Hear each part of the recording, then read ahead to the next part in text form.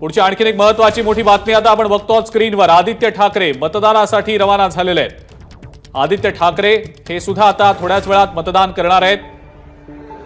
विधान भवनामध्ये ते दाखल झालेले होते।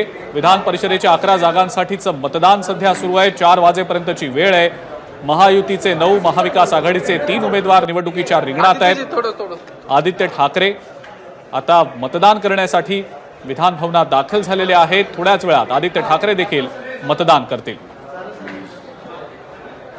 विधान परिषदेच्या 11 जागांसाठीचं मतदान सध्या सुरू आहे। 12 उमेदवार रिंगणात आहेत। महाविकास आघाडीचे 3 उमेदवार आहेत आणि हे 3ही उमेदवार निवडून आणण्यासाठी महाविकास आघाडीची रणनीती देखील ठरलेली होती।